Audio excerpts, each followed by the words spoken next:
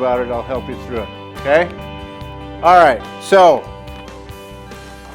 if you look at page 1, well, let's go over the objectives first. I'm not here to teach you guys how to drive. Obviously, you already know how to drive. Okay? I'm here just to teach you some tips and tricks on how to stay safe and maybe some behavior modification. Okay? We'll talk about ways that you can think differently while you're driving. Think about how to be safer while you're driving. Okay? That's our 2 goals for today. So if you look at page 1, your world. Underneath there, it's got 5 lines. Could you take the first 4 lines and write in the names of people that mean something to you? Your mom, your dad, siblings, your boss, if they happen to be sitting next to you.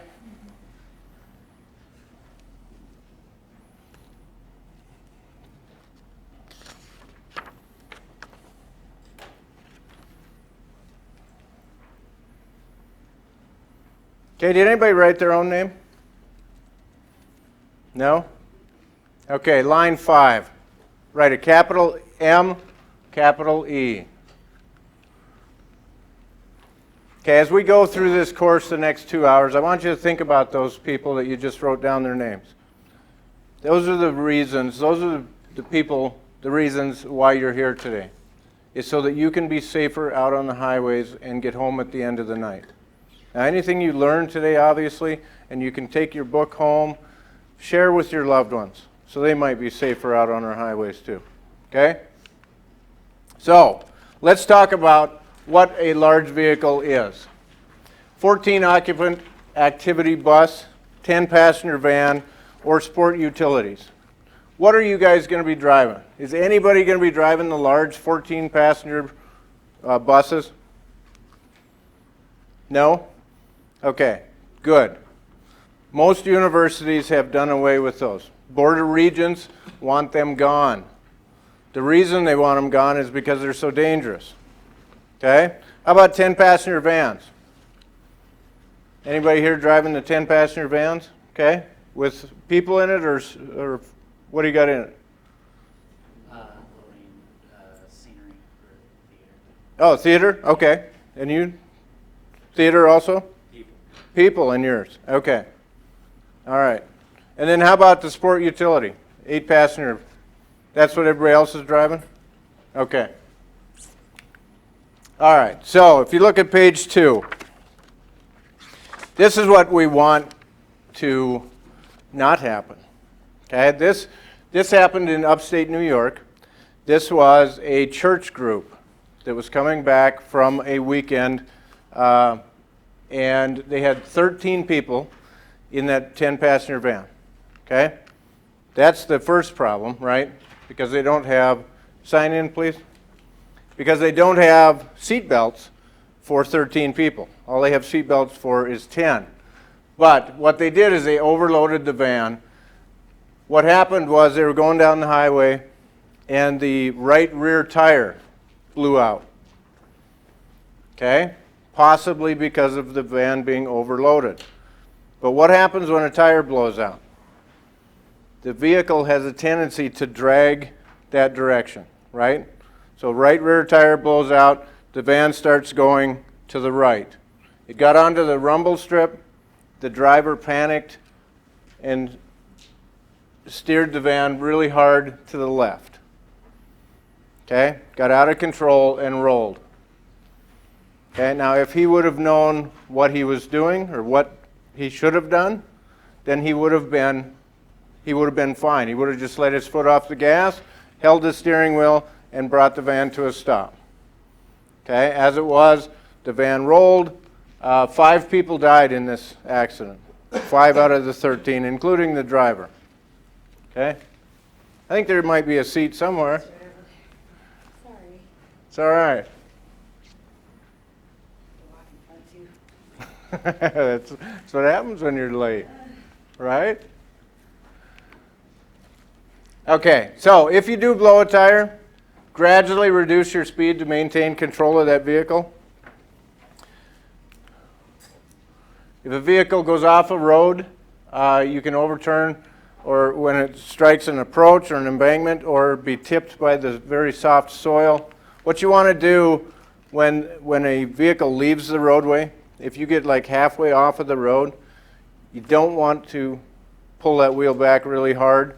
You want to just let off the gas, slow down, and bring it up really gradual, back up onto the road, okay? What happens was people turn the wheel too hard, the van does this, and it catches and rolls. Okay, don't overload the vehicle. Sorry about that. Consult your owner's manual. What they're recommending now is nothing other than the cargo that you normally would carry or the number of people that the vehicle is registered or regulated to have. Never place cargo on the roof. They used to do this all the time. The Board of Regents has outlawed this. Also towing of trailers they have outlawed. Okay, when the vehicle is full, it's even less stable. Rocking increases, steering control decreases. So Cody, why do you think steering control would decrease? Because it has more weight on the tires to turn. It actually has more weight on the rear. When you load one of these vehicles, most of the weight transfers to the back, so there's actually less weight on the front tires. That's why the steering control is decreased. Chance of overcorrection again and rollover. Okay, this person swerved to miss a fox. Okay, now I will tell you folks, please do not swerve to miss animals. Okay, I was a firefighter paramedic for 24 years. Been to thousands of accidents. 3 of them stand out in my mind very distinctly. And it was people that swerved to miss animals. These were domesticated animals, 2 cats and a dog. Okay? All 3 of the animals today are fine. All 3 of the people that swerved to miss them are deceased.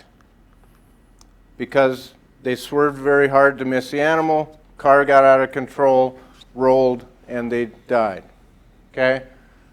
So don't swerve to miss an animal.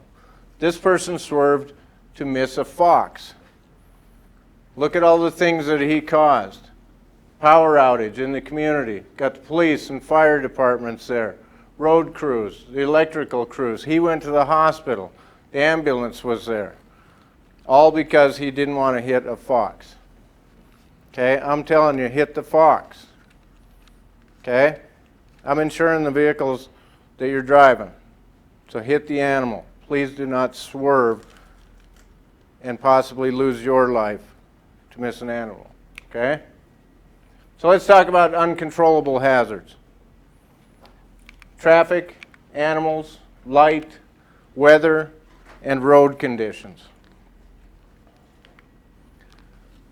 So the general defenses that we're going to go over today are this.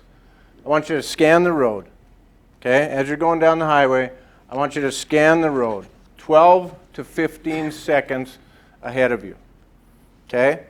Now most people have a tendency to just pay attention to what's going on in their vehicle and just a little bit around their vehicle.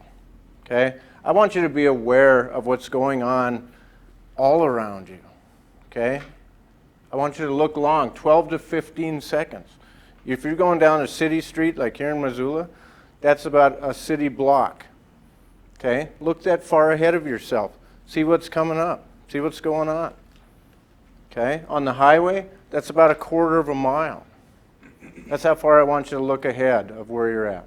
But I also want you to pay attention to what's going on in your vehicle and behind your vehicle. Every 3 to 5 seconds, I want you to look at the mirrors. Look at the rear view mirror. Check the side view mirrors. Understand what's going on around you. It's all about situational awareness. Okay? The what-if technique. Has anybody ever heard of that? No? The what-if technique is when you're going down the highway or even in town, think about things that could go wrong. Okay? What if a kid comes running out from in between 2 vehicles? What if a deer jumps up on the highway? what are you going to do? What if that vehicle coming at you in the other lane all of a sudden crosses the center line and is coming straight at you? What are you going to do? Okay? Think about those things in your head. And one thing is, it'll keep you sharper. It'll keep you from hopefully being a distracted driver or a drowsy driver, because you're thinking about things. Your mind is busy, okay? But the thing is, if that deer does jump up on the road, you will be able to react quicker because you've already thought about what you would do if the deer does jump up on the road. Okay? Does that make sense? So, let's look at this picture. Michael, what could possibly go wrong here? The logs could loose potentially. The logs could come off the truck? Okay. Eric? What else could go wrong? Somebody could run out in front of you there. Somebody could run out in front of you? Yeah, like an animal. An animal? Okay. Could run in front of you, or maybe even in front of the log truck? Okay. Katie? Get, what's it called? Elements or stuff thrown out from the tires. And is this guy on a motorcycle? It looks like it. Let's say it's a car, right? I was thinking you could get something thrown out by the tires and whack him in the head or something. Okay. Absolutely. Have you ever seen one of those 18-wheeler tires blow? No? Have you ever seen the big pieces of rubber laying out on the highway? Well, just imagine when those explode and that big piece of rubber comes flying off. Okay? That could come back and hit you. Can we see around the corner? No. Could there be another truck come around that corner across the center line in his lane?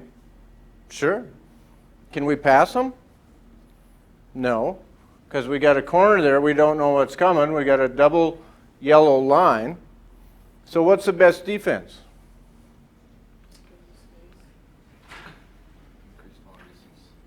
Increase your following distance, absolutely.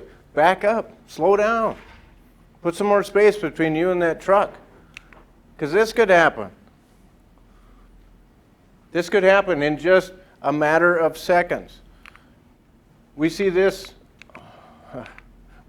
all the time, especially over here in western Montana, right? And we become quite used to it, okay? But it can turn into this in just a second. So next time you're going down the road and you're behind this vehicle, think about that. Think about what could go wrong. You know, I know it's a beautiful, sunshiny day and things normally don't go wrong, but think about what if they did. What would you do? Okay? Because again, it can turn into this pretty quick. This was actually taken from a person's dash cam. I'm not sure how their day ended up, but it probably wasn't one of their best days. Okay? That log's coming right for their windshield. Okay, what about this picture? So, Mike, what do you think about when you see a U-Haul truck? Somebody's moving, okay? Do you think that person's ever driven a big truck? Probably not, huh? Okay. Kara, what else do you think? About the U-Haul? About the U-Haul. They're pretty hard to control. What about the people driving them? Inexperienced, Yeah. usually tired, right? Because they just loaded the truck, or they've just traveled halfway across the country, and they're either leaving the town that they're familiar with, or they're just getting to the town that they're not familiar with, okay? So think about that when you guys see a U-Haul or a Ryder truck. I give these folks a lot of space. I really do, because I know anybody can get one of these trucks. You go down there with a credit card and a driver's license, and they throw you the keys. Say, have fun, you know. And they've never been in anything bigger than a Toyota in their entire life. Now they got a 30-foot truck full of furniture, okay? This guy you probably don't have to worry about. or this person, I shouldn't say guy, they are probably a professional driver. Been driving buses forever, okay? What if you're back here in this vehicle? Behind the U-Haul. What's the issue there? Blind spots. Blind spots, yeah. You don't have a clue what's going on up here, do you? Okay? So again, a good defense, if you're back there, back up just a little bit. Because you can't see what's going on up here. They may have to make an emergency stop for some reason. And if you're right behind them, you won't be able to stop in time. Okay? So just think about things like that. How about emergency vehicles? Sophia, what's unique about that picture? Emergency vehicles usually traveling very quickly. They travel very quickly, but what's unique about that one? That one, there's probably a lot of black ice. Okay, it's slick road. Are they in the right lane? Okay. We used to do this all the time when I was a firefighter. Back in the 80s, mid-80s, early 90s, when everybody was getting the headphones and the iPads and the earbuds, nobody could hear us. Nobody was paying attention anymore. So we would come up behind people and they didn't know we were there. So what we did is we started pulling out into the oncoming lane. It's surprising how well you can get people's attention when you're coming right at them. It really is. But my point by telling you this is I don't want you to be alarmed that they're coming straight at you. I just want you to know that that could happen because they do that all the time. So what's the law here in Montana for an emergency vehicle around you? Pull over to the right and stop. Okay? Just do that same thing. Okay? What happens, say, if you're at an intersection, you're in the left turn lane, stopped, waiting for the light, and an emergency vehicle is coming up behind you? What do you do?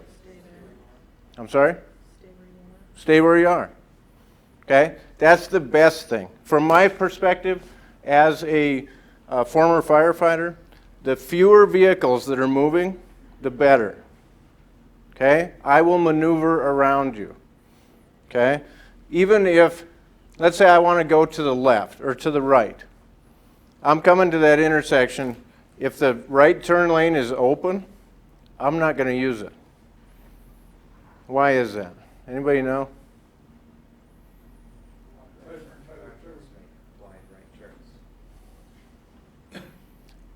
People are told when an emergency vehicle is coming up behind them to pull to the right, right? So if there's somebody in that middle lane and I come up on their right and spook them, there's a pretty good chance they might pull right into me. Okay, so even if that lane is open, I'm going to go to the left, even around that vehicle that's in the left turn lane, go all the way around and then go right. Okay? So the question, my point is, if you're stopped in an intersection, just stay stopped. Unless there's just absolutely no way for the emergency vehicle to get through, then you got to make a hole somewhere. But, okay? How about trains? We got any trains here in Montana? Who can tell me how many crossings we got? Give me a guess. 12. No, the whole state. It's more than 12. Is there 12 just in Missoula? Oh, okay. No, statewide, how many do you think? Somebody give me a number. 300. 300. No, higher. 10,000. What'd you say? 20? Okay, 10,000 crossings here in the state of Montana, approximately, okay? So 80% of those are in rural areas, or 8,000. There's only about 20 or 2,000 that are in urban areas, okay, that are protected with the bars and the lights and the bells and the whistles, okay? So in town, we're pretty safe because we have all this stuff to keep us off of those tracks. The other 8,000 crossings, there's nothing. There's nothing. There's a sign in the ditch with a cross arm on it that says railroad crossing. Okay, so it's up to you to be safe at those crossings. So for about 30 years now, BNSF has had a program called Look, Listen, and Live. Anybody ever hear of that? Okay, let's go through that. First thing I want you to do when you come to a crossing is stop and look to the left and look to the right. See if you see a train. Okay? So is there any reason that you might stop your vehicle and look to the left and look to the right and not see a train even though there's one coming at you? Is that possible, Tanner? What do you think? Yeah, like there could be a turn that you can't see. Could be a turn in the tracks, right? They try not to do that for that very reason, but sometimes they just don't have a choice. Okay, what other scenario would cause that? Bad weather. Bad weather, absolutely. How about a blizzard? How about a heavy rainstorm? Okay, fog. There's plenty of reasons why vegetation, trees.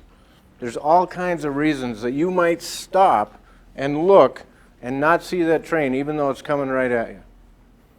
Okay, so the second step, I want you to listen. I want you to roll down the window 3 to 4 inches, shut the radio off, tell the kids in the back seat to shut up, and listen. 5 to 10 seconds. Okay? If you don't see a train and you don't hear a train, you're probably okay to go. Okay? Now the reason I say listen is because it's federal law that the engineers blow the horn a quarter mile before every crossing. Okay? Which is great, unless you happen to live by a crossing, right? Then it isn't so great. But what that is designed to do is to let people know that that train is coming. So if you don't see it, you don't hear it, then go. The only other thing I would tell you about railroad crossings is because of so many natural resources leaving our state, we've got, BNSF has put in a lot of double track now. So if you're sitting there waiting for a train to go by, as soon as it clears, just keep in mind that there might be 2 sets of tracks. And there might be a train coming the other direction. Okay? School buses. Everybody knows the law on school buses, right? If the little yellow, if the stop sign is out, lights are flashing, you got to stop. Okay? Both directions, irregardless of what the road is, even if it's a 4-lane. If it's one road, if it's one piece of pavement, even 4 lanes, you need to stop coming either direction. Okay? The only exception to that is if there is a Jersey rail in the middle or a median. Okay? So if they have to physically be separated before you don't have to stop. Okay? People go around these buses all the time. I can't imagine why, but most of the buses now have a camera just above the driver to get people's license plate numbers because it's that rampant. There's that many people driving around these buses. Okay? If the child has exited the bus, you can actually be charged with endangering a minor. Okay? Please think about what the cargo is in this vehicle before you go driving around them. Nothing that you're doing is important enough to drive around this vehicle when the lights are flashing. Okay?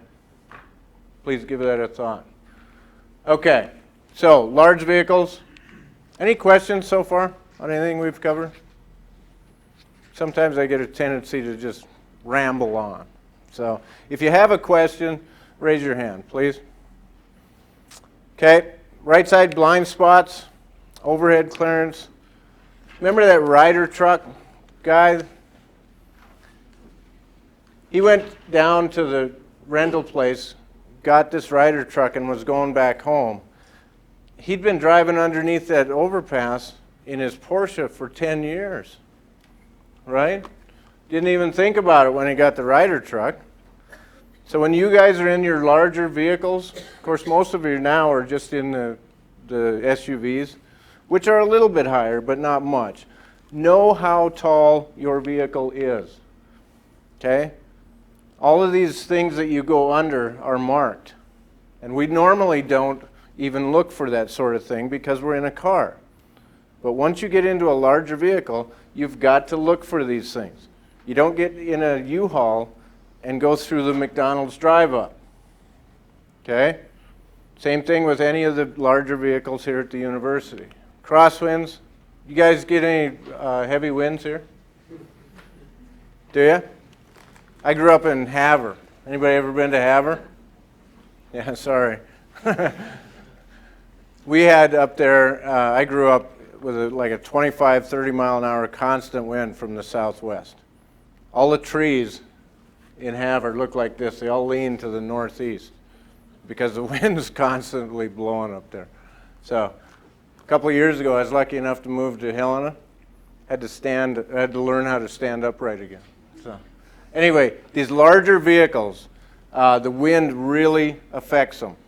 Okay? This is what most of you will be in, is an SUV or this van.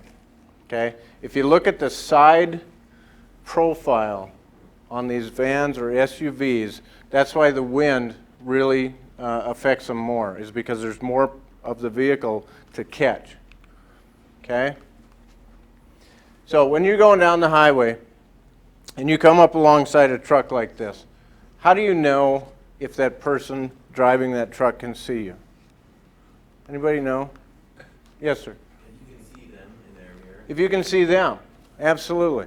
You may not see them really clear, might just be an outline of a person, but if you can see them, they can see you.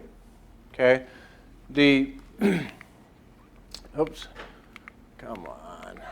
This shows the blind spots on those big rigs, front, back, and both sides. What you really want to stay away from is the right-hand side. Okay? I saw this going down the freeway the other day.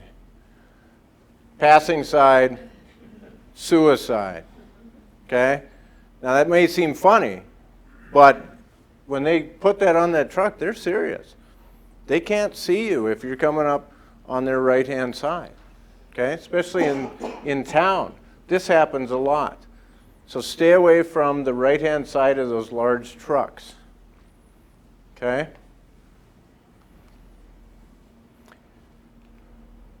Okay. So, anybody ever go to a venue like a concert or a ball game or anything like that? Anybody have a team that you're hauling around? No? Okay. Well, if you do take some people to a venue, a concert, a ball game, whatever it is, you don't want to back up these large vehicles. Most of the vehicle accidents that we see are from backing these larger vehicles up. Okay? Just because you can't see very well. So if you can avoid backing up, do it. If there's a circular driveway that you can go through and never back up, that's your best bet. Okay? If you do need to back at some point into a parking spot, what I want you to do is, first of all, do it when you get there. Don't wait until the concert's over to back up. Okay? Anybody ever been to a concert or the fair or rodeo or anything when it gets out? It's pretty hectic in the parking lot, right? Everybody wants to leave at the same time. That's not when you want to be back in one of these larger vehicles. Okay? So if you do need to back one up, do it when you get there. Okay? And I know you're not driving a vehicle as large as this. Okay? But get a spotter.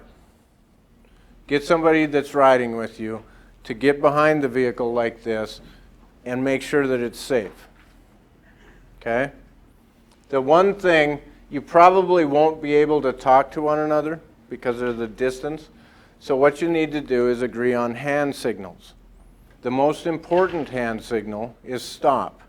Now I don't care what it is. Some people just do this, put a hand in the air like this. Some people cross their arms.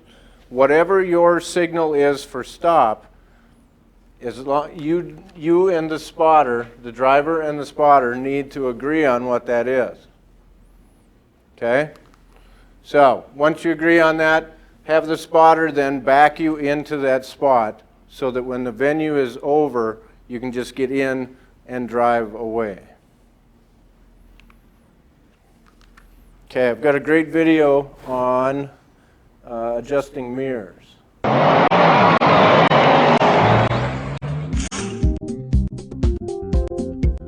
Do you know the old adage, you have to look before you leap? Well, the same applies to driving. You need to see where you're going to get there safely. And on today's autofocus, I'm going to show you how to properly adjust your side view and your rear view mirror.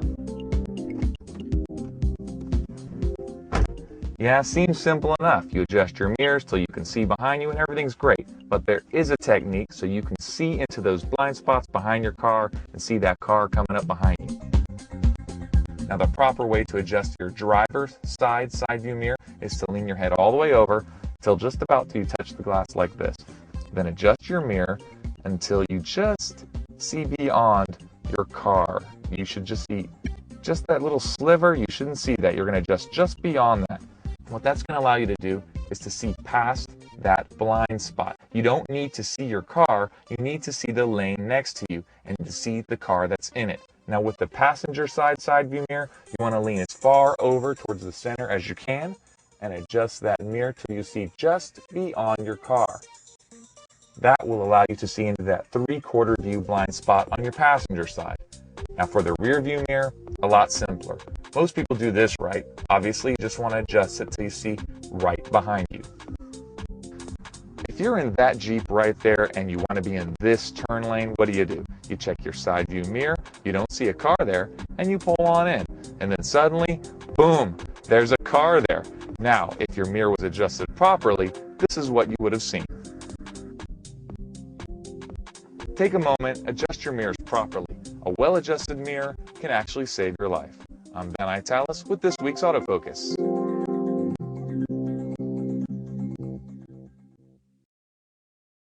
Does anybody adjust their mirrors that way? Yeah? Several? All right. Very cool. The great thing about doing your mirrors, adjusting your mirrors like that, is that you can really see a lot more into those blind spots on the sides of your vehicle. And I will tell you this. I'd like you all to try it today, to move your mirrors out like that. And I will tell you this. The first couple of days, maybe even as long as a week, it will be a little bit disorientating because you've grown up and you've always adjusted your mirrors so that you could see the side of your own vehicle, right? So if you move those mirrors out to where you can't see your own vehicle, it is a little bit disorientating. But once you get used to it, you will like it because you see so much better on the sides of your own vehicle. Okay? Another great thing about adjusting your mirrors that way is that at night, when the big trucks come up behind you, it doesn't shine in your face. The headlights don't shine in your face because they're not adjusted that way. Okay? So please give it a try. I think you'll really enjoy it. Okay, here's a 10-passenger van. We used to tell people to physically look and check your blind spots. Okay, I threw this picture in because in some of the newer vehicles now, because they're putting in seat belts in all the seats, look how tall the seats are. And so for the driver to physically look back, you may not be able to see if there's anything on the side because you might not be able to look out this window. Okay, but what you can do, if you're really not sure about it, you can ask somebody sitting over there to look and see if there's anybody next to you. Okay? Always unload your cargo or your people. The best thing is to get into a parking lot completely out of traffic. If you do need to do it on a street, make sure that you unload all the people obviously to the curbside. If you as a driver need to get out of that vehicle, remember that you've got people driving right by here. And when you open that door, you take up about half of that space. Okay? Just remember that. And remember that people really don't pay attention. So, as soon as you step out, this is very dangerous, is what I'm trying to tell you. Okay? So just look in your mirror. Make sure, the best thing is make sure that there's nobody going to be passing while you have that door open or while you're standing in this, between your vehicle and the driving lane. Okay, so wait for traffic to go by, then open the door and get out and go. Okay, so we are on page 7. Let's talk about pedestrians. As per Montana law, when do pedestrians have the right of way?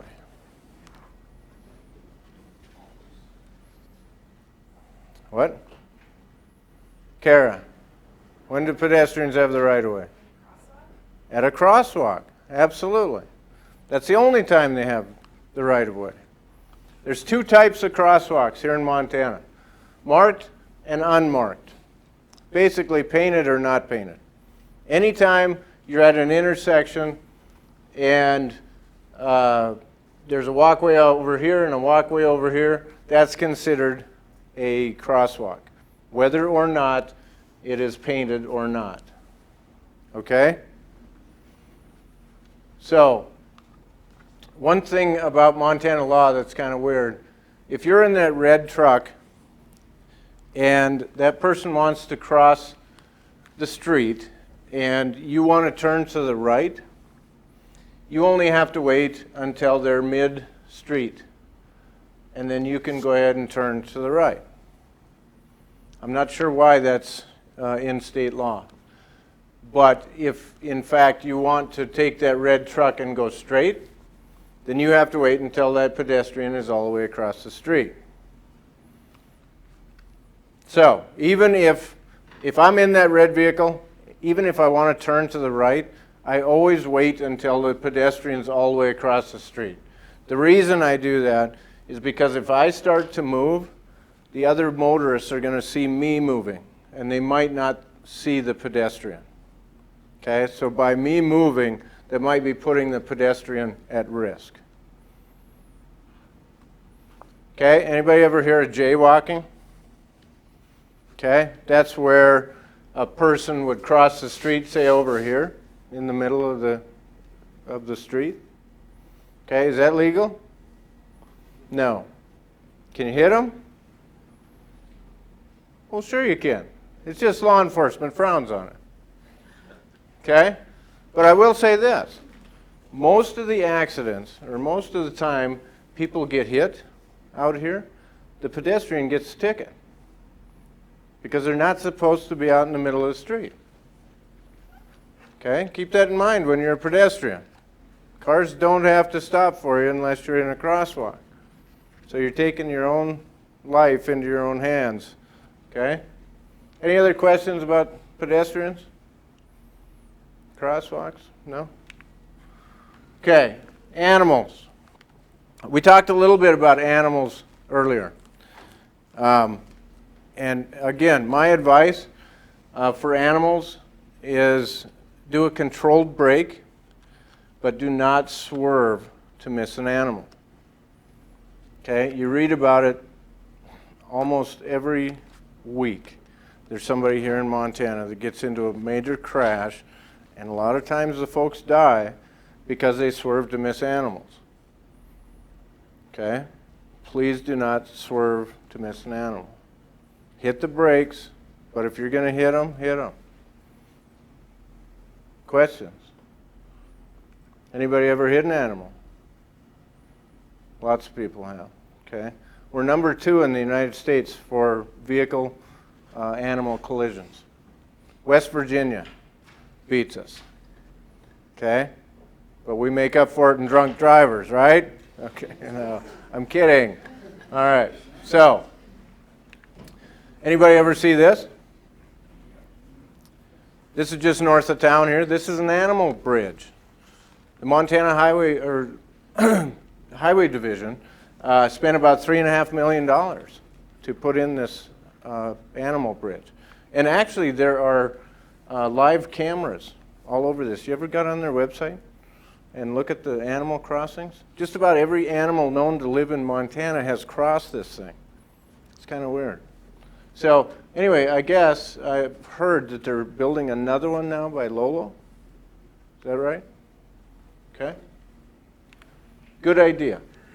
Okay, bottom of page 7. Too much light. What's the worst 2 times a day to drive? Dusk and dawn, right? Because the sun is so low that if you put down the sun visor enough to block the sun, what else do you block? The road, everything you need to see, right? Okay? So the best thing is avoid driving at those times of days.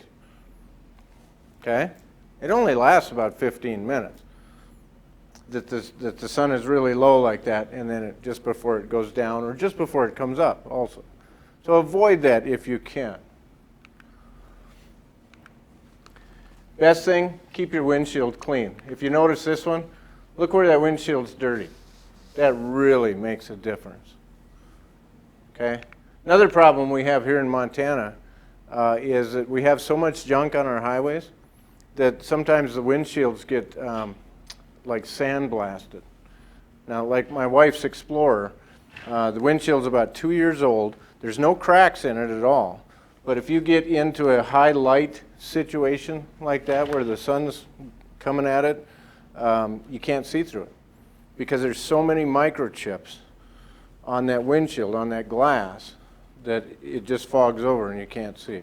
So I need to get her a new windshield, even though without the light like that, it looks like it's in good shape.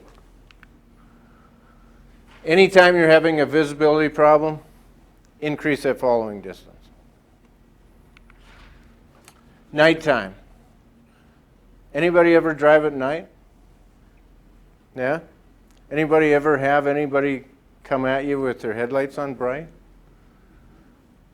How about nowadays, they don't even have to be on bright. Some of the new headlights are so good, which is great if they're on your car, but it's not so great if you're the car coming at them, that even on dim, they're almost impossible to look at. Okay? So what I recommend is the look down procedure. And what that is, if you're going down the highway and somebody's coming at you and the headlights are just way too bright, I want you to just look down at your right front fender and then watch the white line on the side of the road. Okay? That will keep you in your lane, but you won't have to look at those lights. As soon as they go by, then you can look up, and you won't have that reaction to your eyes. If you sit and stare at those lights as they come by, then you got that big dark spot for the next 5-6 seconds. Okay? But if you're looking down and as soon as the car goes by, then you look up, you don't experience that. Okay? Headlights, high beam. Why would you use low beams in snow and fog? Anybody know? It reflects back at you, absolutely. Absolutely. It reflects anything that's in the air, whether it's rain, snow, whatever it is. The light hits it and it refracts it right back at you. Okay? So weather, we'll talk about weather driving. Okay? Best defense for bad weather, don't drive. I know that sounds simple, but that's the best defense out there. If it's snowing real bad, don't drive. Don't go. Okay? Another thing with travel here in the state of Montana, if we're in Missoula, if you're going to take off and go to Bozeman, know what the weather conditions are in Bozeman. Okay? Might be a gorgeous day here. Might be a blizzard in Bozeman. Okay? Again, situational awareness. Know what's going on. If you're taking off, if you're going all the way to Billings, check the weather all the way to Billings. Okay, know what you're getting yourself into. So what's this sign mean? Benjamin, what's this sign mean to you? Means you can go any speed underneath 60, but you can't go over 60. Okay, that's a pretty good explanation. Usually people say, 65, 66. But no, what I want you to think of when you see this sign is the Montana Highway Department actually does study our highways to see what a safe speed is on them, okay?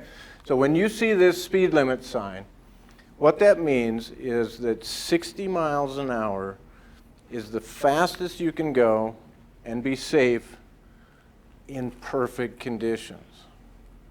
That's the caveat that everybody forgets, okay? In perfect conditions, it's safe to go 60 miles an hour. Now the other day, I guess it was about a month ago now, I was going to Billings. And down around the Bozeman, Livingston area, there was a blizzard. There was about 2 inches of slush on the freeway. Would it have been appropriate for me to drive 80 miles an hour?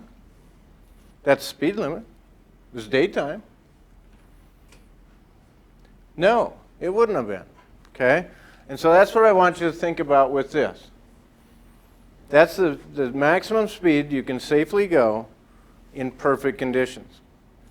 So if it's dark, you need to slow down a little bit. If the road conditions aren't that great, slow down a little bit. If you're distracted, if the kids in the back seat are fighting and screaming, slow down a little bit, okay? Any distraction, any hazard that you have, slow down from this posted speed limit. Okay, driving on icy roads. This is University of Alaska. They apparently have a little better budget than we do here at U of M. Okay? What is unique about that picture? Jim, what do you think?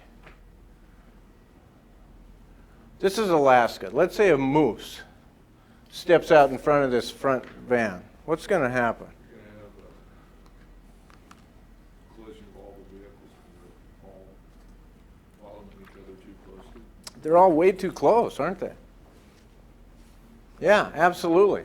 That moose steps out here, this van's going to hit it, and then all three of those other vans are going to hit the van in front of them because there's just no physical way that they can stop that quickly, especially on ice.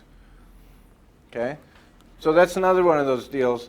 Think about it as you're going down the road. And we'll talk more about stopping distance and what a wet road does and what a icy road does.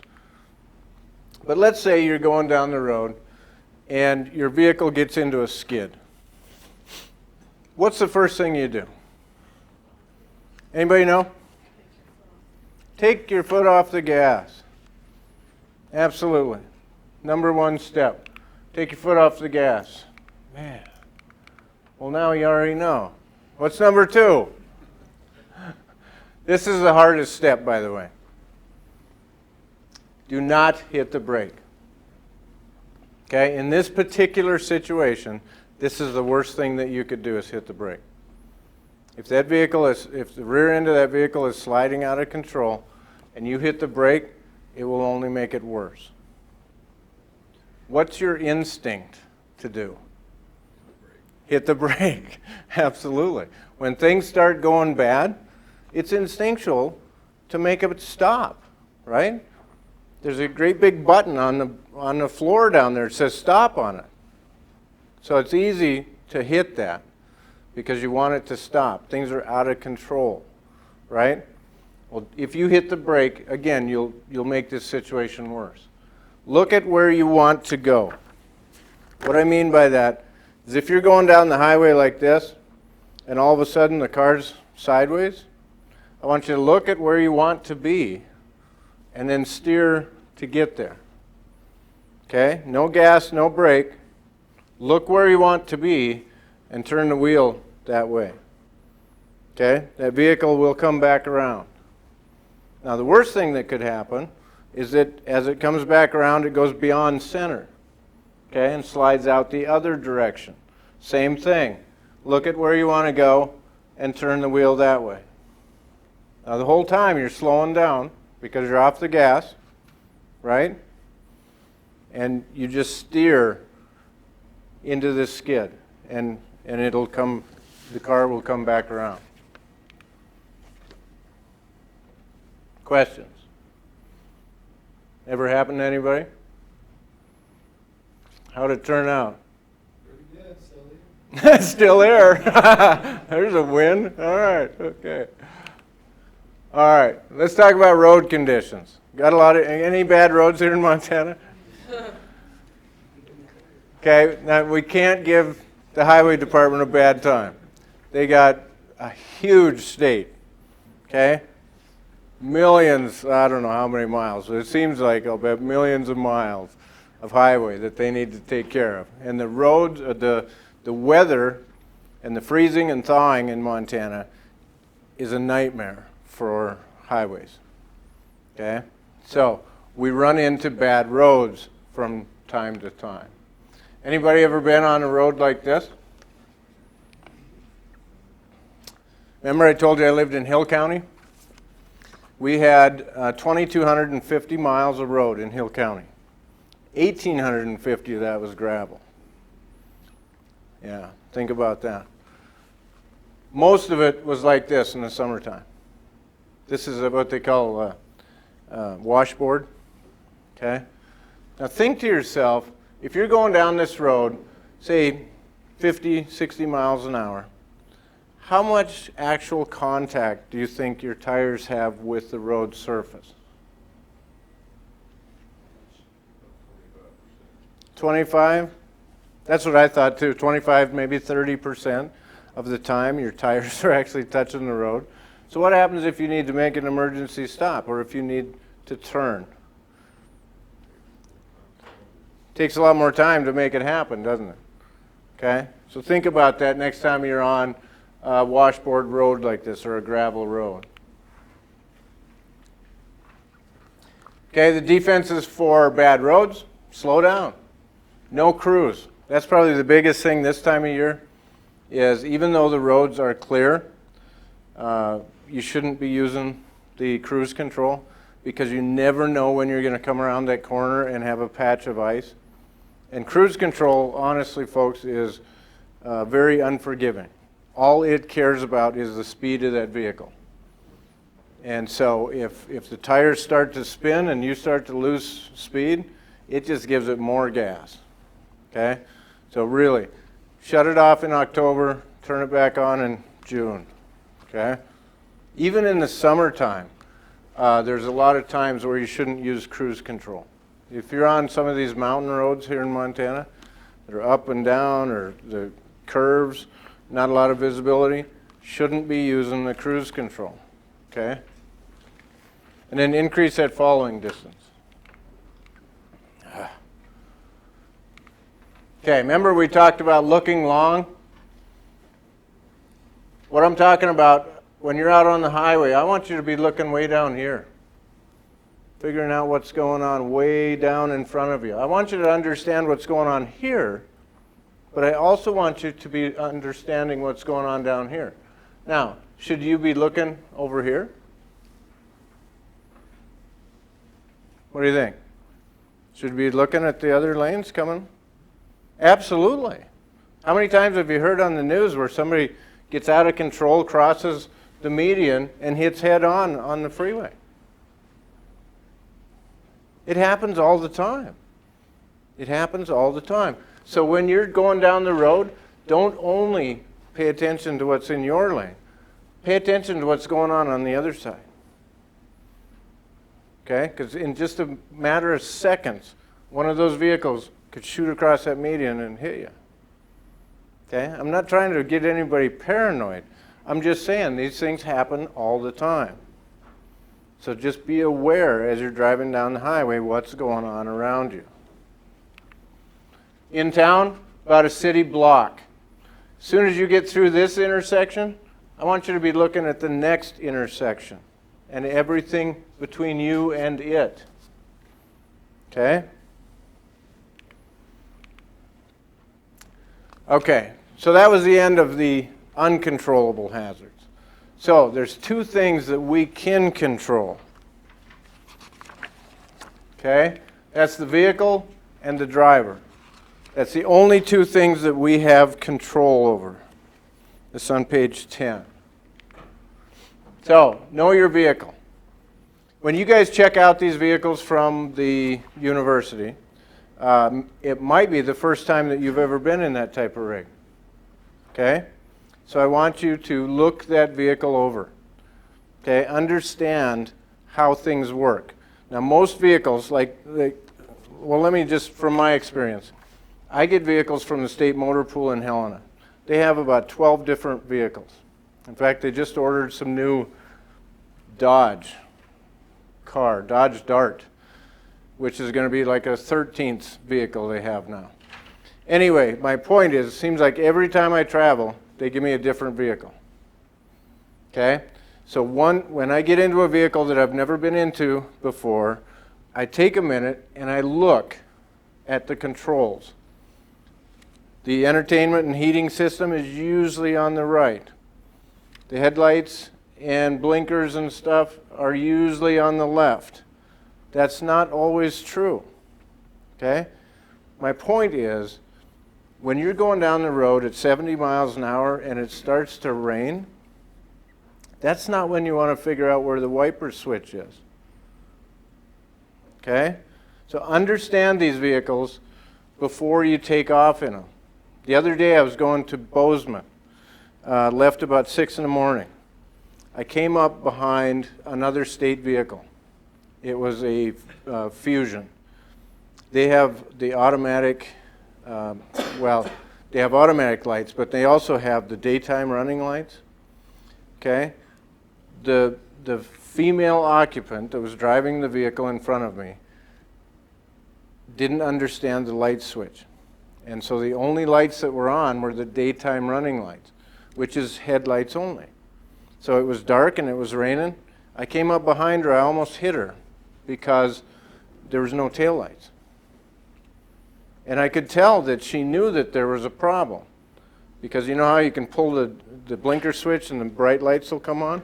She was doing that, so she knew there was a problem, but she wouldn't pull over and fix it. Okay? So I followed her all the way to Three Forks.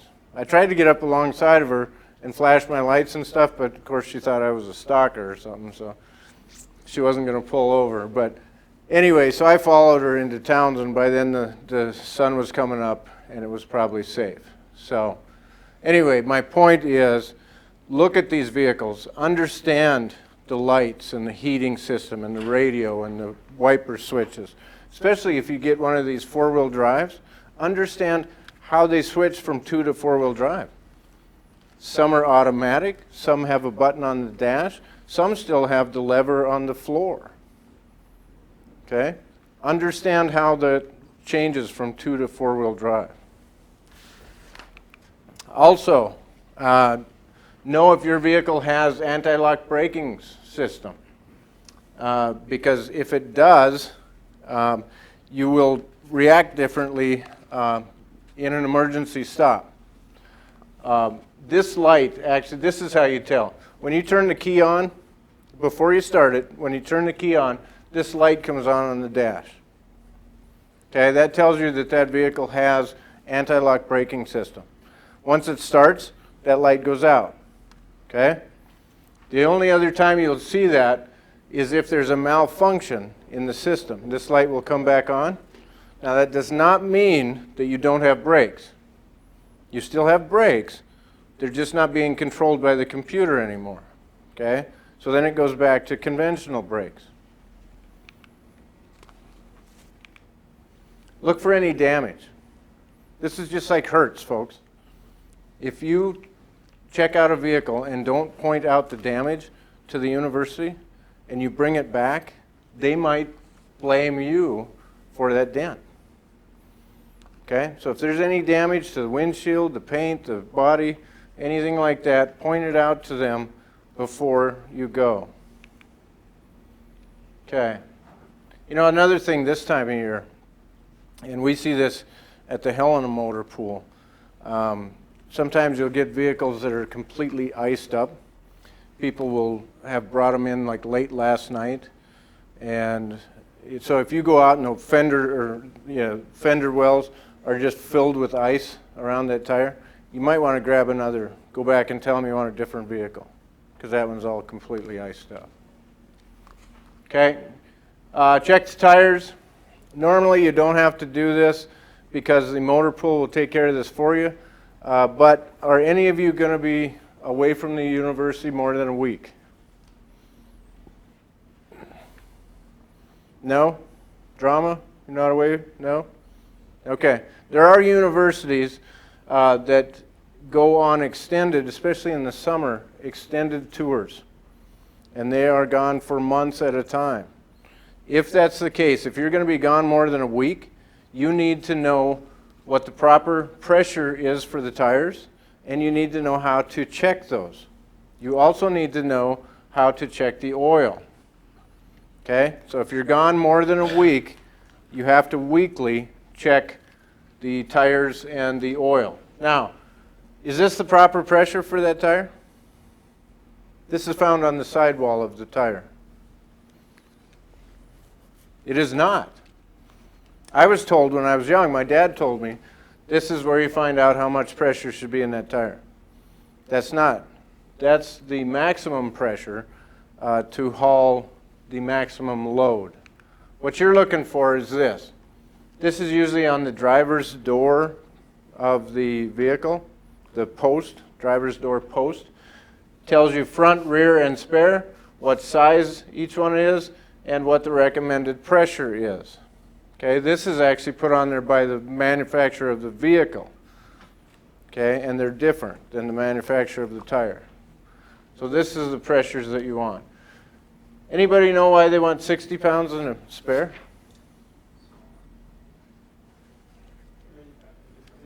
Because what? Well, some are. Some are the real small donuts, and they have a higher pressure. But even on a standard spare, they want the pressure a lot higher. Because it just sits there. And quite honestly, a lot of people don't check them. That's why they want 60 pounds in it, so that 3 years later, when you actually have a flat, there might be 29 pounds left in it. Okay? Nothing worse than changing out a tire on the side of the highway and you let down the jack and the spare's flat too. Okay?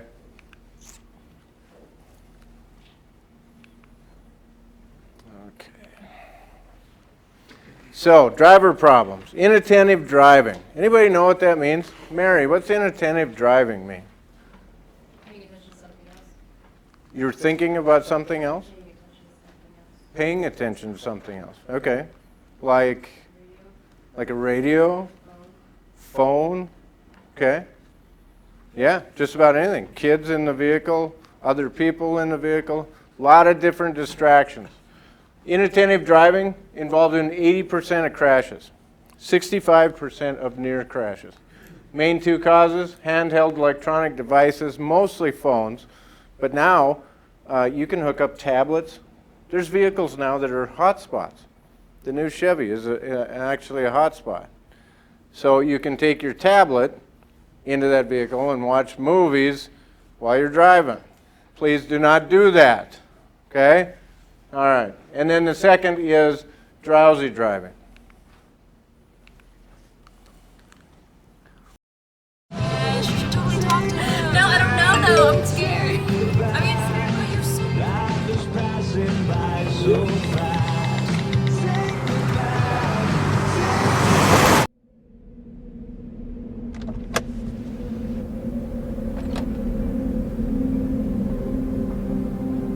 Do you know that you're in my lane? No, not at all. Are you not paying attention? Are you texting? I was just checking in with my mom. I was telling her that I thought we'd be home by 6.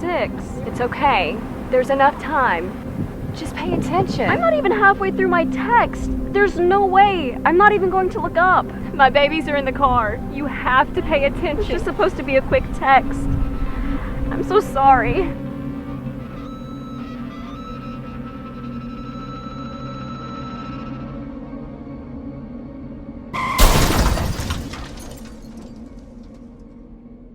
That's how quickly it happens.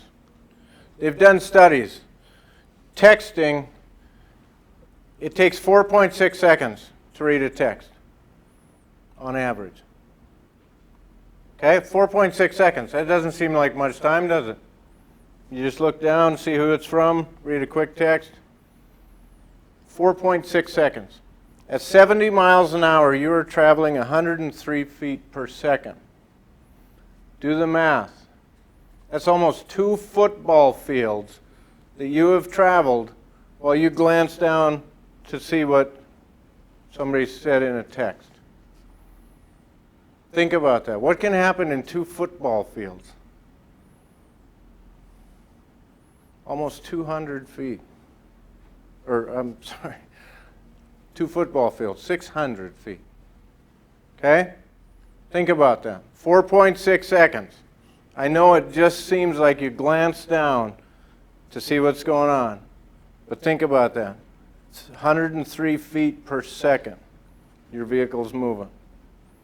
So you just glance down, a lot of things can happen that you don't know about. Okay, cell phones and two-way radios. The reason I put two-way radios in there is because a lot of state employees use two-way radios. Highway Patrol, Highway Department, Fish and Game. Okay, they all use two-way radios. They also use cell phones. The best defense, don't answer the phone. If the phone's ringing and you're by yourself, let it go to voicemail.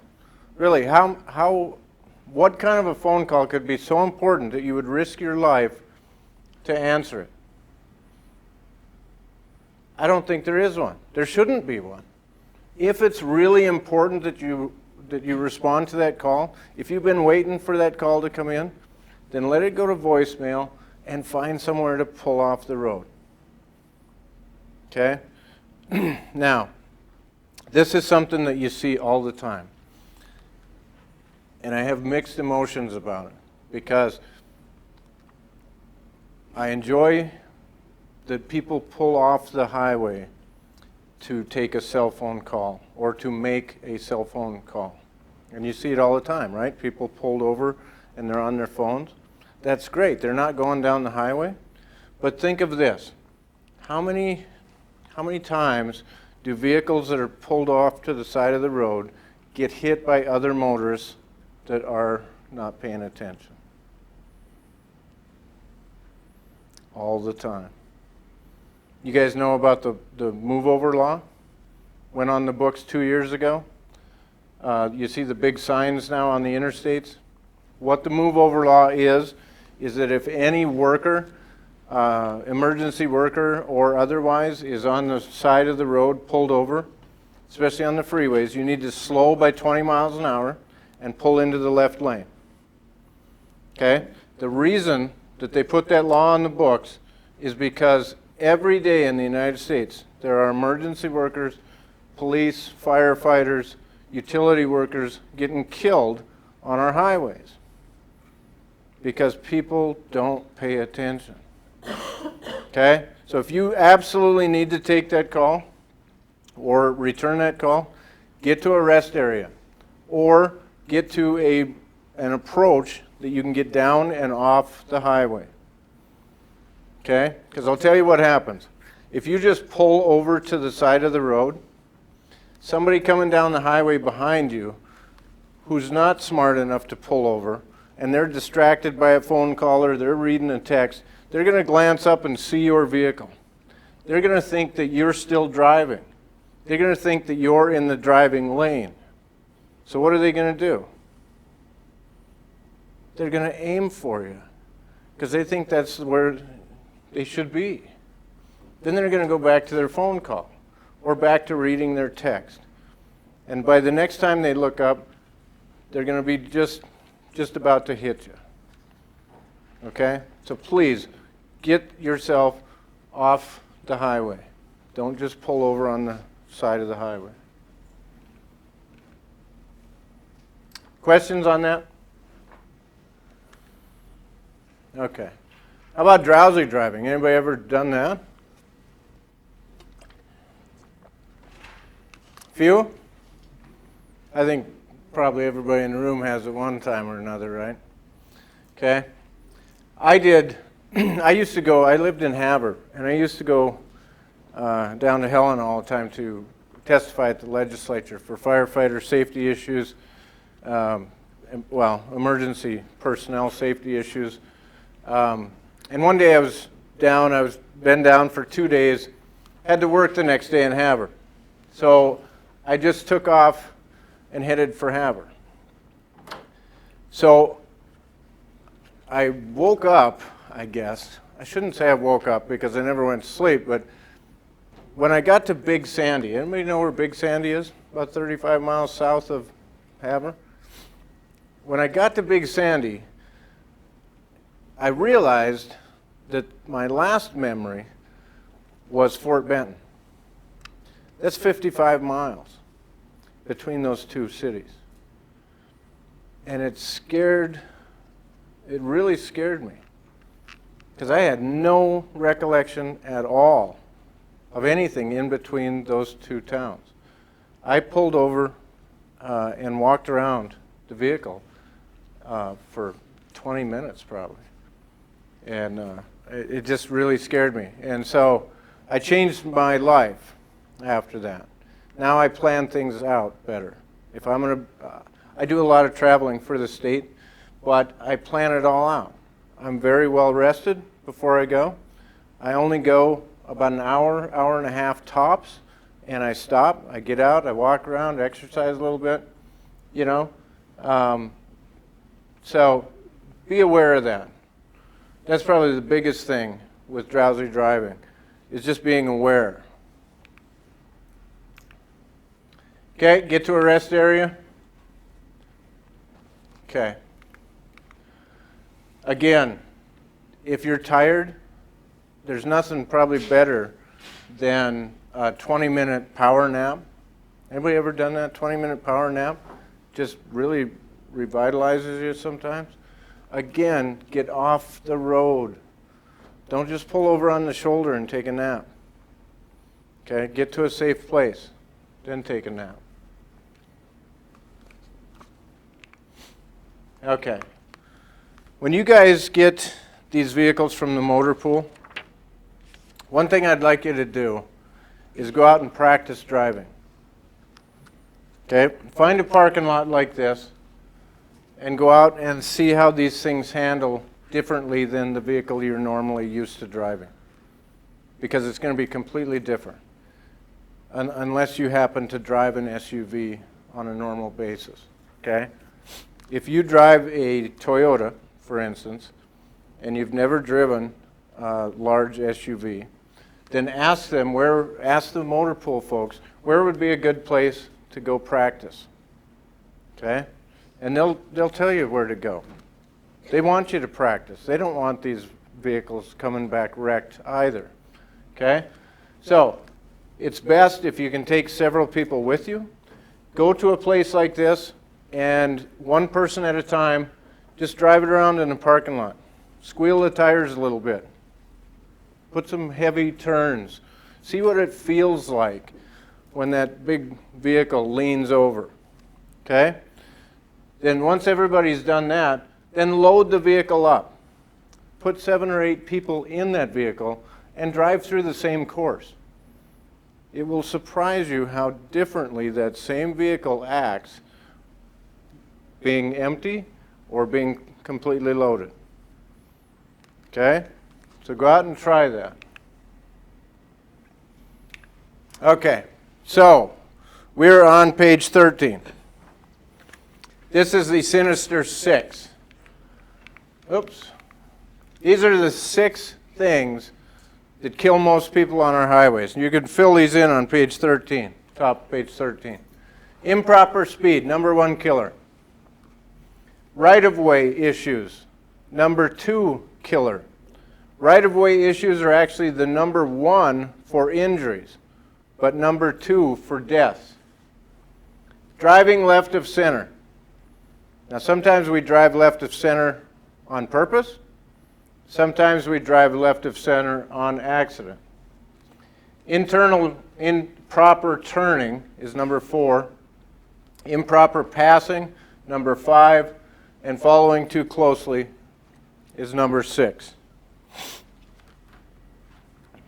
And we'll talk about all 6 of those. So I threw this chart in so that, well, let me go back a little bit.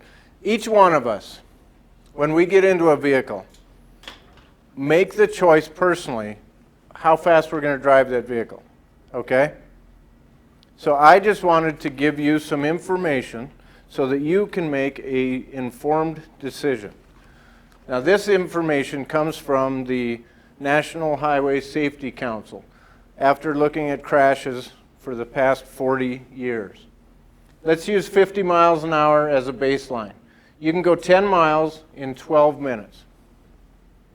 Okay? Let's say you want to get there a little quicker. So you go 65 miles an hour. You can do 10 miles in 9 minutes, 14 seconds. You will save 2 minutes and 46 seconds. But if you're involved in an accident, you are 3 times more likely to die.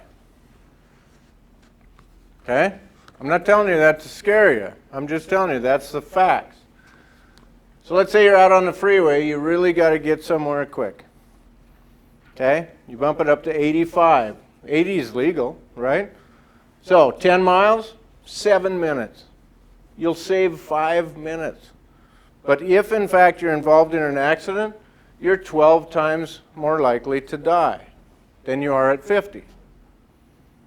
Okay? So, next time you're out driving and you're deciding how fast to go, think about this. I mean, sure, it's pretty rare that you're in an accident, and hopefully, none of you get into crashes, but if you do, at 85, you're 12 times more likely to die than at 50. So that will just help you make an informed decision. Okay? So let's talk about right-of-way. As per Montana law, who's got the right-of-way here in Montana? Furthest to the right. I'm sorry? Furthest to the right or first one there? No. Montana law says that when you come to an uncontrolled intersection, which means there's no lights, no stop signs, no yield signs, the person on the left is obligated to yield to the person on the right. Now, what people get confused is they think that means that if you're on the right, you have the right of way. Right? That's not true. If you're on the left, you're obligated by state law to yield to the person on the right. Do people always follow the law? No. If you're coming to an intersection and you're in that blue van, should you just assume that the person in the yellow van is going to follow Montana state law and yield you the right-of-way? That's why right-of-way is number 1 for injuries and number 2 for deaths. Is because so many people in the blue van come to that intersection and say, hey, I got the right-of-way. I'm going to keep going. Never assume that the other person's going to give you the right-of-way. And in fact, if it doesn't look like the yellow van's going to stop, then you need to stop. Irregardless of who's in what position. Okay? So always assume that you're not going to get the right-of-way. Okay. How about this situation? The red truck is going straight, yellow truck's turning left. Who is supposed to yield?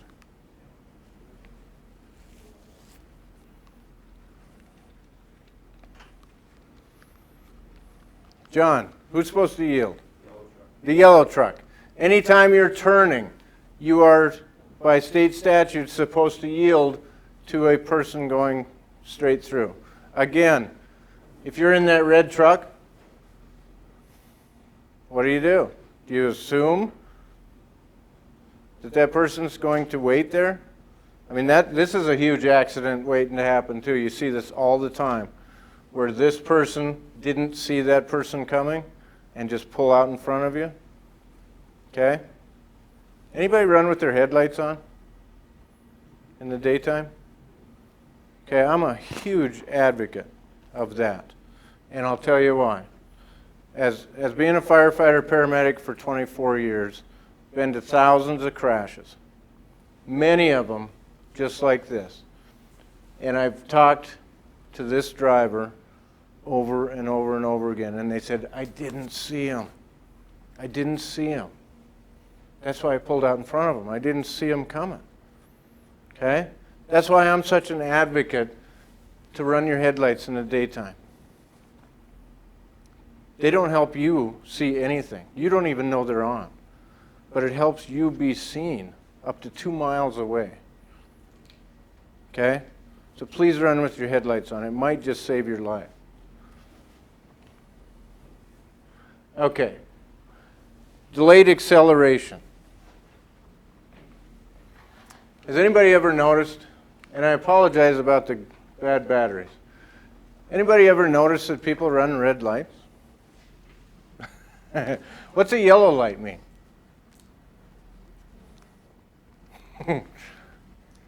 Come on, people. It means to clear the intersections.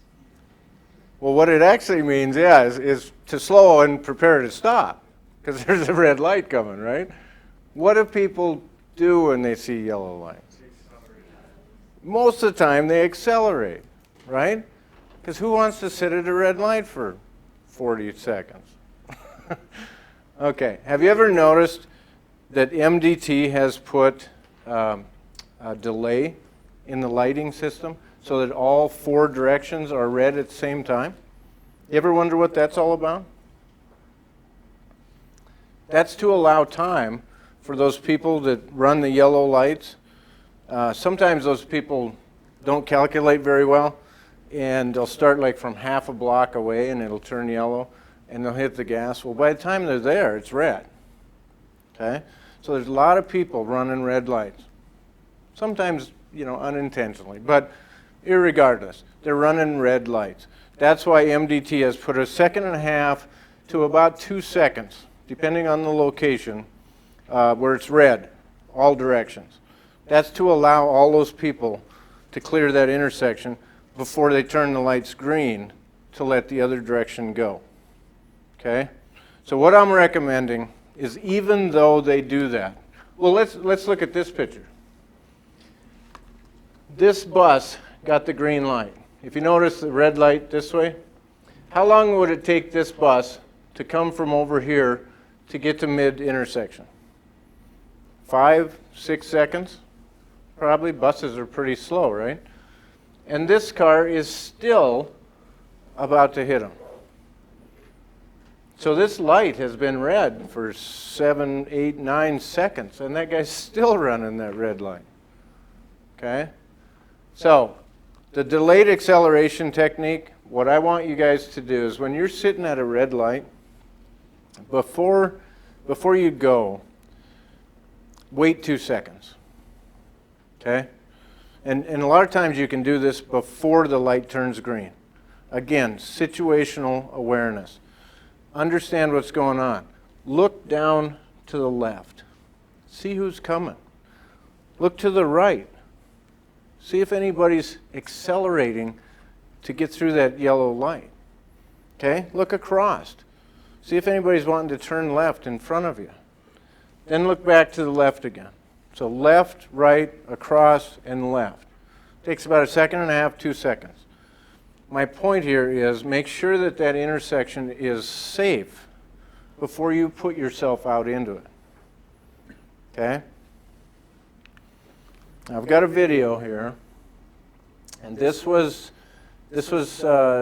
about 2 years ago in South Africa, and it's a great example of why you need to look at an intersection. September of 13.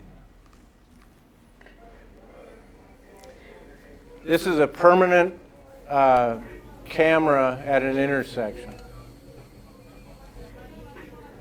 Okay, so just to let you know what's going on here. We've got 2 lanes going this way, 4 lanes going that way. Don't understand the road system. You got 2 pedestrians right here. And you can see the traffic lights on both sides. The yellow or the white vans, those are taxi cabs. They're about 5 miles from a major airport. Okay? So what's going to happen here is a large semi-truck is going to come from the left.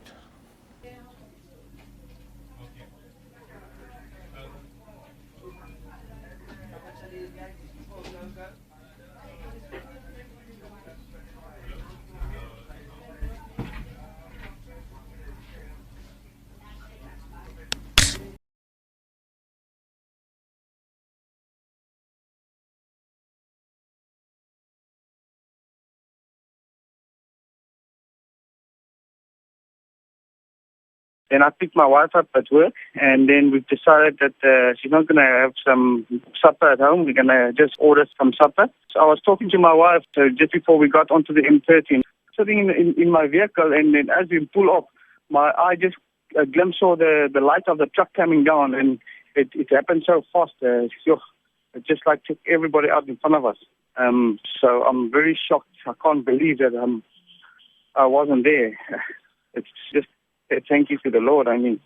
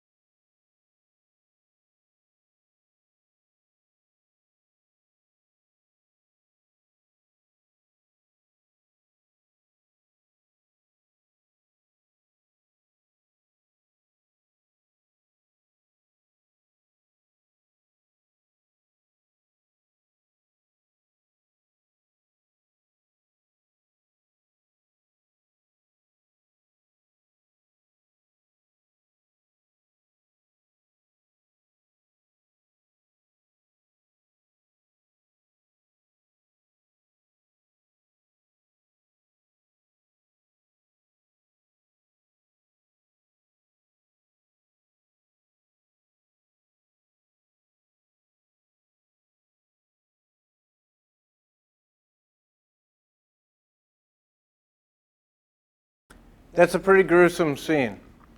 29 people died. Think about that. 29 people. 22 at the scene. 22 were dead at the scene. 7 more died at the hospital in the coming week. Now, my point in showing you that is that you had 6 drivers. 6 drivers sitting at a red light. Not a single one of them looked to see if it was safe to enter that intersection when the light turned green. Think about that. Not a single one of them looked to see if it was safe. When the light turned green, they just hit the gas. Now the guy in the second vehicle, he said that he saw the headlights coming. Right? You heard him on the video? He saw the lights coming. So the same thing happened here. The young man that was driving the truck initially said that the brakes failed, but they tested the truck and the brakes were fine. He then admitted that the light had turned yellow. He hit the gas to try and make it through the light before it turned red. So, but again, 6 drivers, not a single one looked to see if it was safe. Green light means it's safe or that it's legal to go. Doesn't mean that it's safe to go. Okay, so keep that in mind. So we also recommend the rule of thirds. Once you determine that that intersection is safe, accelerate to and maintain a safe, proper speed. Middle of the block, let your foot off of the gas and coast. Third of the third. As you're coming through this area, have your foot over the brake. You don't need to put the brake on, but just hover your foot over the brake and look at this intersection. Make sure that there's nobody coming this way or this way before you enter that intersection. Okay? Then if it's clear, Start over again. Green, yellow, red. Okay, turning, this is pretty basic, but causes a lot of accidents. If you're in a double turn lane, if you start at the inside, end at the inside. Now, we've all seen this, right? People get halfway through that intersection and they'll fade into the other lane. Okay? That causes more crashes than you can imagine. So, if you start at the inside, go to the inside. If you start at the outside, go to the outside. Okay? It's just that simple. Okay. Driving left of center. Two reasons we do it. One is on purpose, and that's, maybe miss something in the road, or to pass a slower vehicle. We'll pull out in the oncoming lane and go. Sometimes it's accidental. Sometimes you blow a tire, and it'll force your vehicle into that lane. Drowsy driving, driver not paying attention, again, looking at that, reading that text for 4.6 seconds and fade across the middle line. So let's talk about passing. This would be intentionally going on across the line. Okay, decide if you really need to pass. You remember that speed chart? So if you're 10 miles from home and there's a truck in front of you doing 60, speed limit 70, how much time are you really going to save by going around that truck and then going 70 for those 10 miles? 30 seconds? 40 seconds maybe? The difference between 60 versus 70 for 10 miles? Okay? Now, if you're going to Sydney, that makes quite a difference. You certainly don't want to follow that truck all the way to Sydney.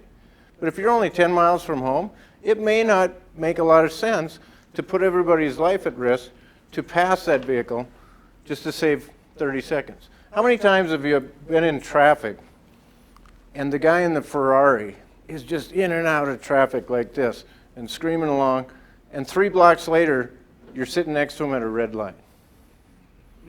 Right? And you can't help but look over and smile at him, right?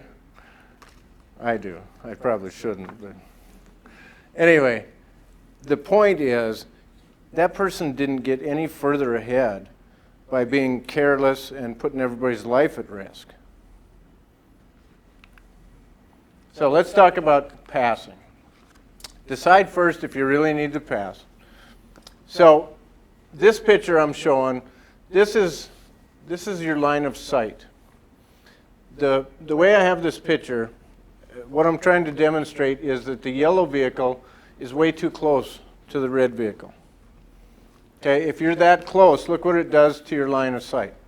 Then you can't see a vehicle coming at you, right? So how do you, we've all seen this, how do these people check to see if there's a car coming?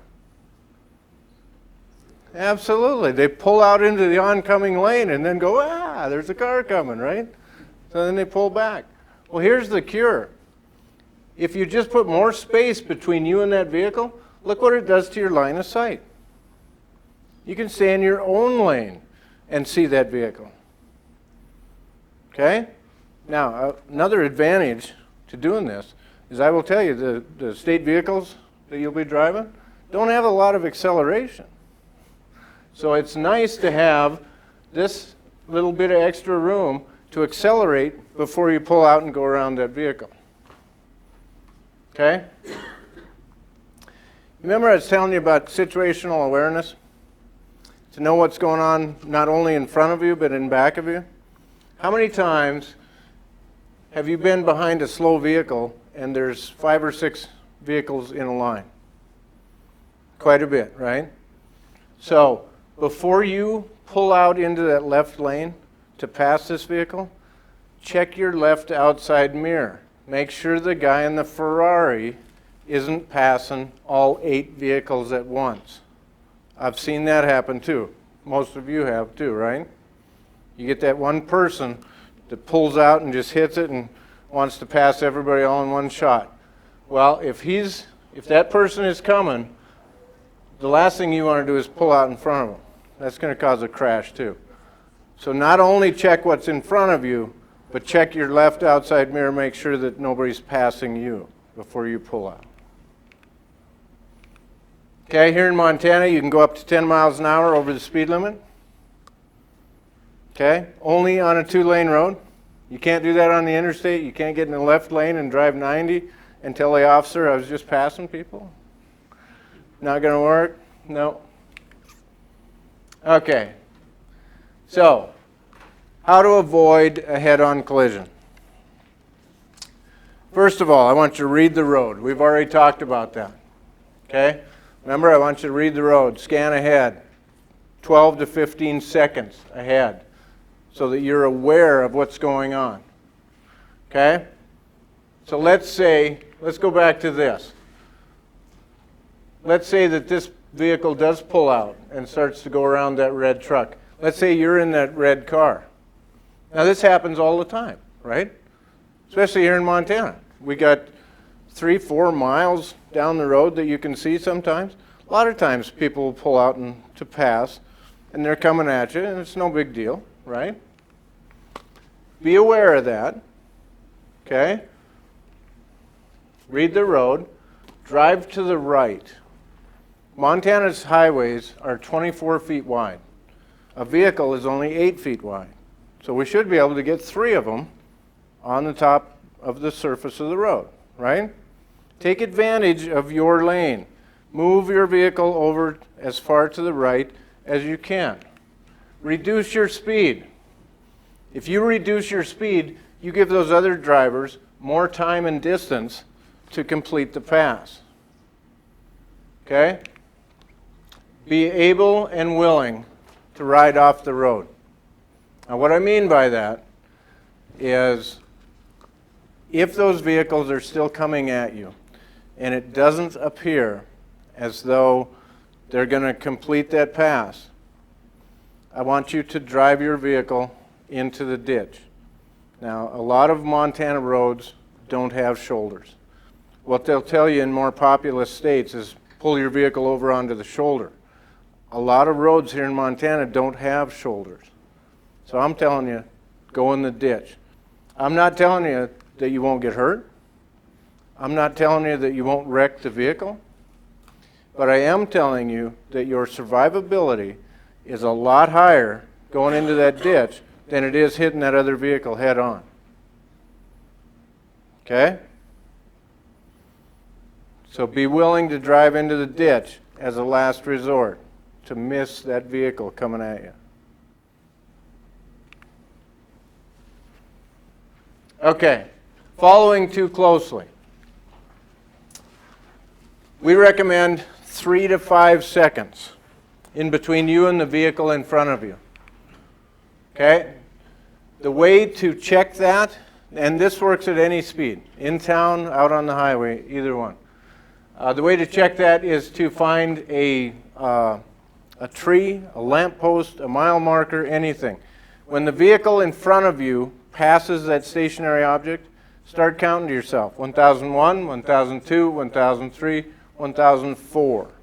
If you get to that same stationary object before you say 4, then you're too close to the vehicle in front of you. Okay, does that make sense? I want a minimum of 4 seconds between you and the vehicle in front of you. Okay, that gives you enough time and distance to be able to stop if they do an emergency stop.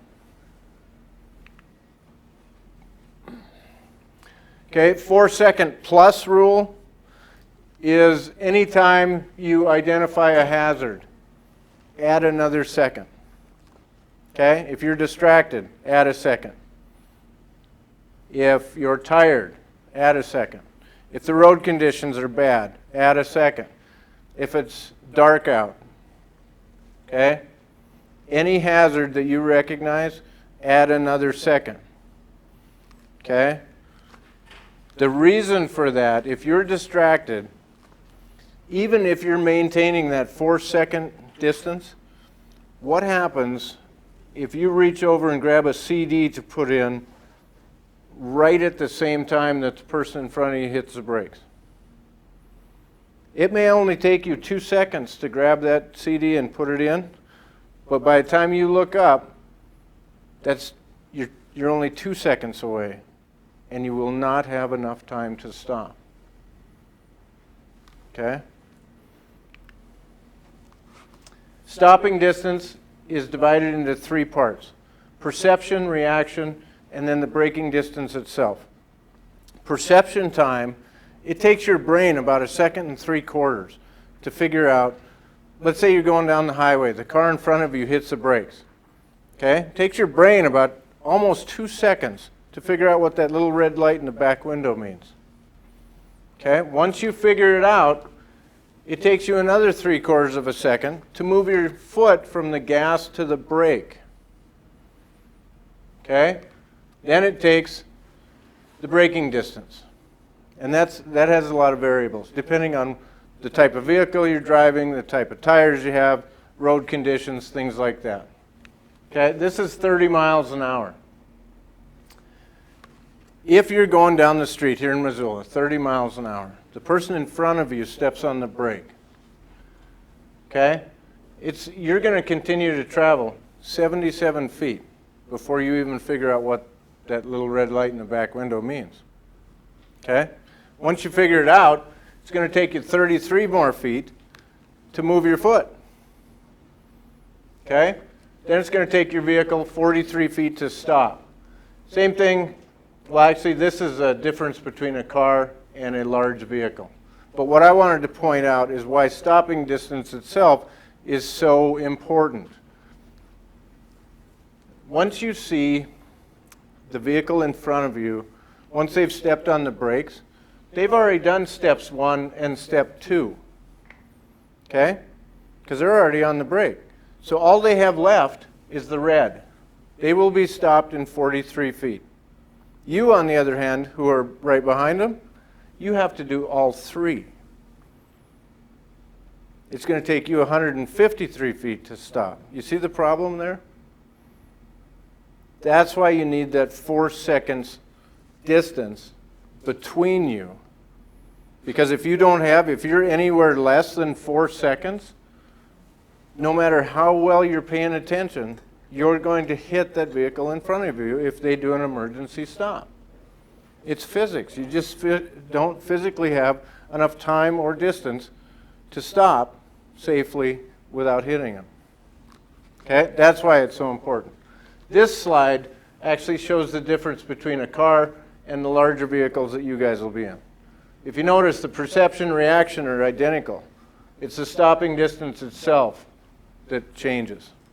The larger the vehicle you have, the longer it takes to stop. Okay, here's that same vehicle at 70 miles an hour. Remember, I was telling you, you travel 103 feet per second on the highway? So if you're out on the highway and remember that one picture we looked at? Had the vehicle in front of us? What if a deer steps in front of them and they hit the brakes? They're going to be stopped in 233 feet. You, on the other hand, behind them, it's going to take you 490 feet to stop. That's why that distance is so important, the following distance. Okay, so let's say that you are involved in a crash. First thing I want you to do, dial 911. Okay? Second thing, aid the injured. Who's your first patient? Who do you take care of first? Yourself. Okay? Do a self-assessment, head to toe. Make sure that you are okay. If you are bleeding, you are not going to be able to help anybody else. Okay? Fix yourself first. Once you've determined that you're okay, or if you've fixed yourself, then aid other people. Don't leave the scene. Now, there may be times here in Montana where you have to leave the scene. Rural area, no cell phone coverage, things like that. If that's the case, make sure everybody's okay off the highway, everybody's safe, send one person to go get help. Okay? Don't admit fault. Of course, I'm the insurance guy. Don't admit fault, right? We just don't want you running around an accident scene saying, oh, I did it, you know. We'll figure it out, okay? Call your agency. Call somebody back here at the university once things have settled down and tell them what happened. Tell them what's going on. If somebody's at the hospital, maybe they need to contact family, okay? Make sure that whoever your supervisor is here at the university, give them a call, let them know what's going on. Okay, let's look at there are some, if you look on page 18 and 19, there are some university system policies. Most of these are dictated by the Board of Regents, what the policies are. There are a few, if you look, Montana Tech and UM Western have some additional rules when it comes to driving. Yes, sir. In case of a crash, let's say that you hit a deer, and so you've done damage to the vehicle, but the lights are still on, the vehicle's drivable.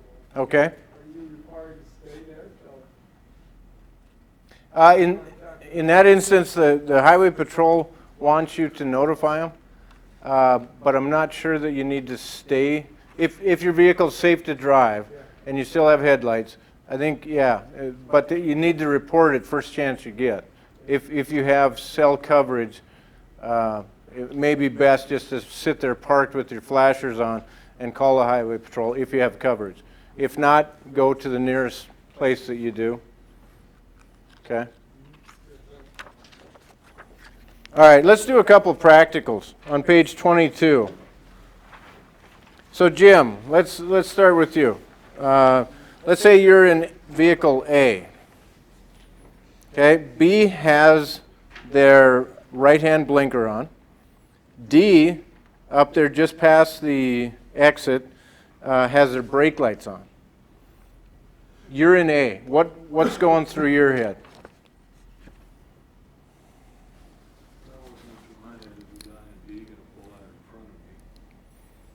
Absolutely.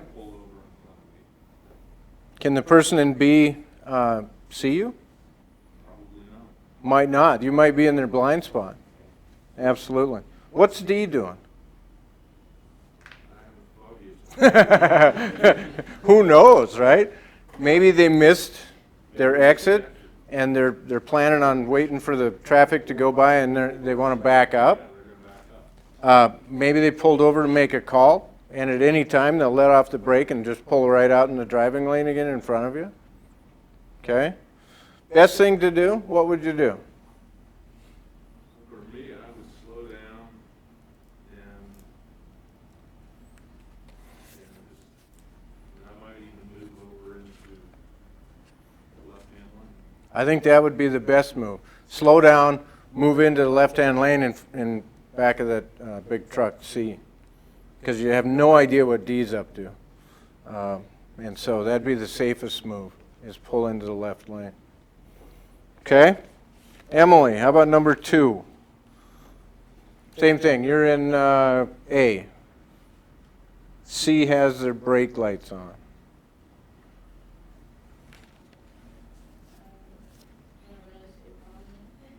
You don't see a problem with it. If I'm in A, C's back there, it's not going to affect D. Might affect the last car. And if B's going to move over, I'm in the blind spot of B. So probably slow down. B might get scared and pull to the right, which they may not be able to see you. Yeah. So probably the best thing to do is slow down, let it play out in front of you. Okay? Tanner, how about C? Or the third one there?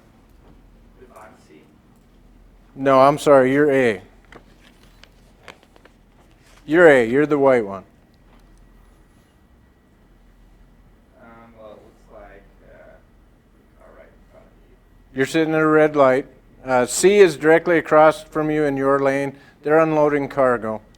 You got a vehicle that wants to turn left, you got a vehicle that wants to turn right, you got parked vehicles you can't see around, and B you can't see to the left because of B. So what all's going through your head? Well, there's a lot going on. So I'll probably like stop and try and see what plays out in front of me, and if I can, get into the other lane to get past the car go. Okay. Yeah, the best thing to do is let B go when the light turns green. Just hesitate and let B go, because the person in B can see both ways, right? And you can't, so let them go.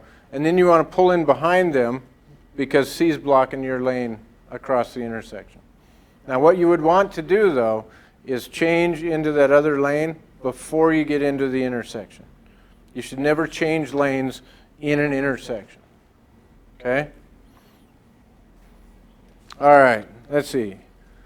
Austin, how about 4? You're in A. All the vehicles in the right-hand lane are stopped, and C may pull out in front of you. The yellow thing there is a potential crash. Yeah, I would slow down because you're not going to be able to see past B. You don't know if C is there, and C also can't see. Right. We see this all the time at rush hour, and you're never, even though the light's green, sometimes you can't move because everything's all backed up. You should never, again, you should never enter an intersection that you can't get through, right? So you'll see this a lot where people stop short to let that intersection stay open. But if you're coming along and your lane is still moving but everybody else is stopped, think about this scenario. Because all of a sudden, out of nowhere, a car might come into your lane. Okay, so that's just one of those to think about. Okay, so let's go to the next page. I'll read the questions, you guys give me the answers, okay? So, the most common cause of fatal crashes is improper speed. Over which of these driving hazards can you exercise the most control? Your vehicle. How often or how far ahead should you scan? A, 12 to 15 seconds. When should you suspect that you are in another vehicle's blind spot? Now there's 2 answers to this one.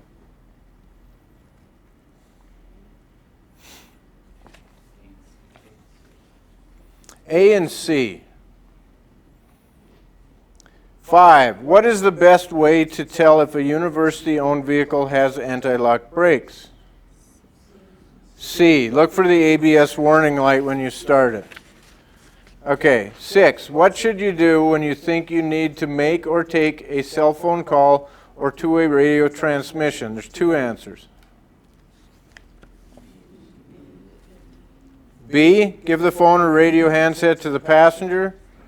Or D, pull completely off the road before taking or making a cell phone call.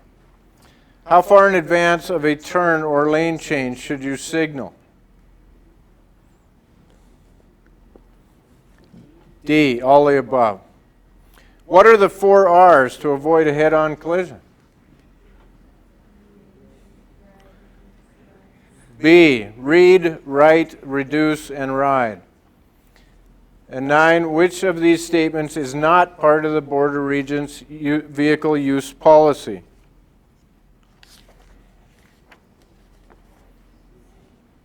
Actually, it's C. Driving between 1 a.m. and 5 a.m. is discouraged by the Board of Regents, but it's not prohibited. The reason they discourage that is that's when 2/3 of the deaths happen on our highways. Okay? So number 10, what happens when the center of gravity of a large passenger vehicle shifts due to filling the passenger seats? D, all the above. I can safely drive an activity bus or sport utility vehicle exactly the same way I drive my Corvette.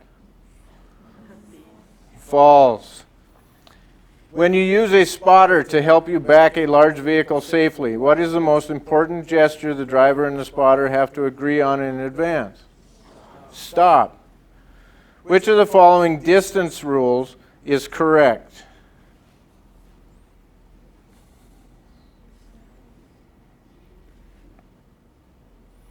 Remember we talked about the 4-second rule and the 4-second plus rule? All the above. On these larger vehicles, it really does depend on speed.